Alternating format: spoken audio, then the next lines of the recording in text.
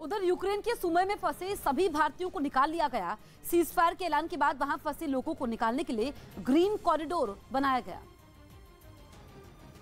जिसके जरिए भारतीयों को लेकर 25 बसों का काफिला वहां से रवाना हुआ और ये काफिला सभी को लेकर यूक्रेन के पोल्टावा शहर पहुंच गया। इन बसों से कुल 2100 लोगों को सुमी से निकाला गया, जिनमें बड़ी संख्या में भारतीय हैं।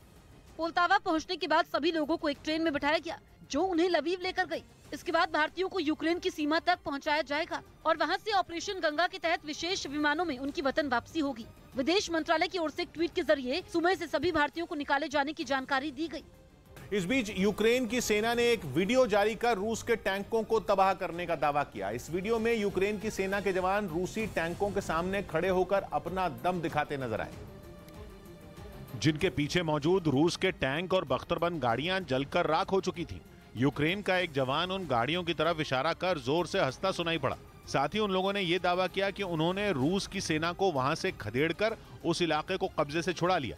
जहां से ये वीडियो जारी किया गया, वहां के कई मकान और इमारतें हमले की वजह से तबाह हो गईं, जिसकी जानकारी भी यूक्रेन की तरफ से जारी इस वीडियो में दी गई।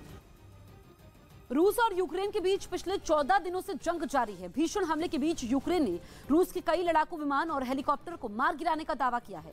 यूक्रेन की सेना ने एक वीडियो जारी किया जिसमें रूस के एक हेलीकॉप्टर को मार गिराने की बात कही गई। इस वीडियो में एक हेलीकॉप्टर मलबे में तब्दील दिखाई दिया। खेत में गिरे इस हेलीकॉप्टर से आग की लपटें निकल रही थी, जबकि आसपास सब कुछ बिखरा पड़ा हुआ था। अमेरिका और यूके के कई रिटायर्ड फौजियों ने यूक्रेन के लिए लड़ने का फैसला लिया और इनमें कुछ तो रूस के खिलाफ जंग लड़ने के लिए पोलैंड भी पहुंच गए, जहां से इनकी नजर पोलैंड बॉर्डर पार कर यूक्रेन में दाखिल होने पर टिक गई।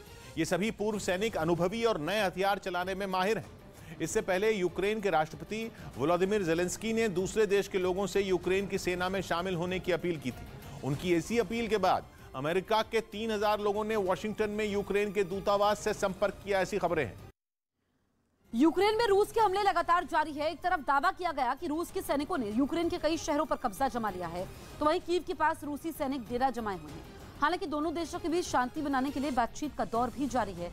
रूस यूक्रेन के बीच अब तक 3 बार बातचीत हुई है, लेकिन तीनों बार ये वार्ता बेनतीजा साबित हुई है। इस बीच यूक्रेन के राष्ट्रपति व्लादिमीर ज़ेलेंस्की ने ब्रिटेन के सांसदों से वीडियो कॉन्फ्रेंसिंग के जरिए बातचीत की। इस दौरान उन्होंने कहा कि यूक्रेन हार नहीं मानेगा, यूक्रेन की सेना अपनी जमीन के लिए अंत तक लड़ती रहेगी।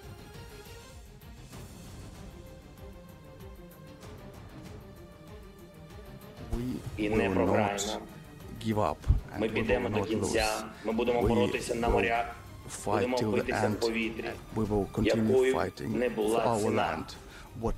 Ми будемо битися в лісах. वहीं रूस पर लगी आर्थिक पाबंदियों और धमकी का असर फिर बातचीत में नजर नहीं आया और पुतिन सरकार ने अपना कड़ा रुख जाहिर कर दिया। इसी की एक झलक बेलारूस में भी दिखाई दी, जहां रूस और यूक्रेन के बीच तीसरे दौर की बातचीत हुई, लेकिन ये बातचीत भी बेनतीजा रही। यूक्रेन के मीडिया ने दावा किया कि इसी बातचीत में रूस ने तुरंत युद्ध रोकने के लिए 4 शर्तें रख दी। हालांकि यूक्रेन ने ये शर्तें नहीं मानी, तो रूस भी टस से मस नहीं हुआ। Скажу честно, что наше ожидание от переговоров. इस बातचीत में रूस ने जो 4 शर्तें रखी, उनमें सबसे पहली मांग ये थी कि